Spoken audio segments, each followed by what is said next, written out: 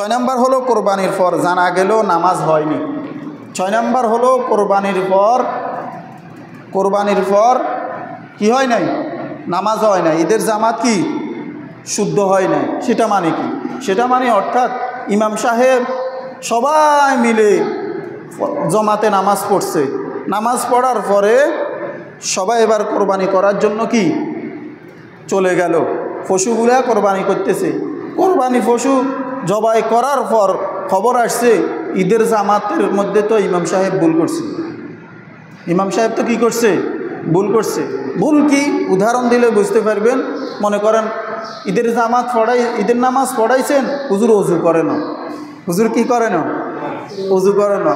তো অজু না করলে কি নামাজ হবে না? হ্যাঁ।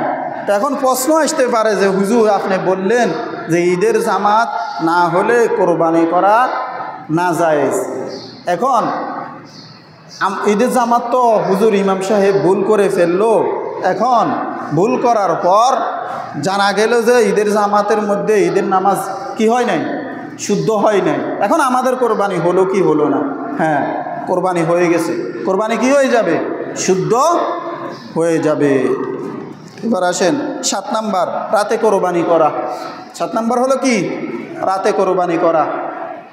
দিনে ঘটনাক্রমে কোরবানি করতে পারে নাই। দিনে ঘটনাক্রমে কি কোরবানি করতে পারে নাই। যদি আলোর ব্যবস্থা থাকে, আলোর কি থাকে? ব্যবস্থা থাকে, রাত্রেও কোরবানি করা কি আছে? দুরুস্ত আছে, অর্থাৎ জায়েজ আছে। আমার আব্বা একবারই একটা ছাগল কিনছিল। আমাদের সাথে গোসা করি, আমরা তখন ছোট ছিলাম।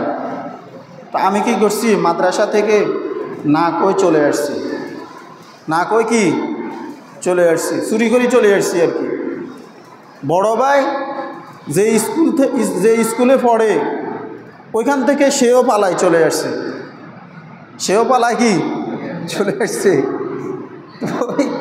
এবার আব্বা গোসা করি পুরা দিন কোরবানি দেন। পুরা দিন চলে গেছে। পুরা দিন কি 10 জিলহজ পুরা দিন চলে গেছে। তখন আমরা কিছুই বুঝতাম না। উনি তো আলেম আব্বা, তো পুরা দিনে কোরবানি কি হয় নাই। 11 জিলহজ কি রে কোরবানি করে না কা? আমরা তো বসে আছি, তো গোসা আমাদের উপর। পরে দেখলাম কি মাগরিবের পরে কোরবানি করছে। কখন? গরু ছাগল জবা করছে কখন? মাগরিবের পর। যখন পড়ালেখা করে আলেম হইলাম তখন ওই আমার আব্বার ওই কথাটা স্মরণ পড়ল। কিরি আব্বা যে 10 জিলহজ কোরবানি করলো না, 11 জিলহজ কোরবানি করলো না, এই 11 জিলহজের রাতে মাগরিবের পরে কোরবানি করলো। রাতে মাগরিবের পরে কি করলো? কোরবানি করলো। তখন বুঝলাম কিতাবপত্র পড়ার পর, আলেম হওয়ার পর, মাওলানা হওয়ার পর বুঝতে পারলাম যে আসলে রাতেও কোরবানি করা কি জায়েজ আছে, যদি আলোর ব্যবস্থা কি থাকে। আলোর ব্যবস্থা থাকলে কি রাত্রেও কোরবানি করা জায়েজ আছে, এতে কোনো কি নাই, সন্দেহ নাই। তবে 12 তারিখের সূর্য ডুবার আগে, 12 তারিখের সূর্য ডুবার আগে। 8 নাম্বার হলো কোরবানিদাতা ও পশু ভিন্ন স্থানে হলে করণীয় কি? এটা বুঝতে পারছেন? মনে করেন একজন ব্যক্তি থাকে সৌদি, একজন ব্যক্তি থেকে কোথায়? সৌদি। অথবা একজন ব্যক্তি থাকে জাপানে। কোথায়? জাপানে। জাপানে আবার কোনো সময় ঈদের কোরবানের এটাকে কি বলে, সৌদি আরবের আগের দিনও কোরবানি হয়ে যায়। আচ্ছা, জাপানের কথা বাদ দিলাম, সৌদি আরবে কোরবানি হয় আমাদের আগের দিন। কেমন? তো একজন ব্যক্তি থাকে মনে করেন সৌদি আরব, তো তাদের 10 জিলহজ, আমাদের হলো 9 জিলহজ। আমাদের কত? 9 জিলহজ। সেই আপনাকে ফোন দিল, ছোট ভাই গরু কিনছনি বা ছাগল কিনছনি? হ্যাঁ কিনছি। তো আজকে তো আমরা ঈদ করতেছি সৌদি আরবে, তুমি একটা কাজ করো, আজকে ছাগল জবা করি দাও, গরু জবা করি দাও। কথা বুঝতে পারছেন? কিন্তু আমাদের দেশে তো 9 জিলহজ, তাদের দেশে তো কি 10 জিলহজ। অর্থাৎ 10 জিলহজ তাদের ঈদ, আমাদেরও 10 জিলহজ, অর্থাৎ তাদের পরের দিন। তাদের কি পরের দিন।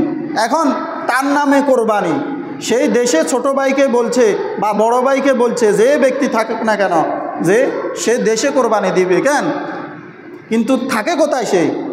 সৌদিতে। এখন সেই যদি বলে যে 10 জিলহজ আমরা আজকে ঈদ করতেছি, আমাদের তারিখে তুমি এই গরুটারে জবাই দাও বা ছাগলটাকে জবাই দাও, যে এই পশুটাই খরিদ করছে ওই পশুটাকে কি জবাই দাও, এটা জায়েজ হবে কি না? না, এটা জায়েজ হবে না। এটা কি জায়েজ হবে না? জায়েজ কি হবে না? যেই দেশে কোরবানি খরিদ করলো, পশু খরিদ করলো, ওই দেশের টাইম অনুসারে, ওই দেশের সময় অনুসারে, ওই দেশের স্থান অনুসারে আমাকে আপনাকে কি পশু কোরবানি করতে হবে।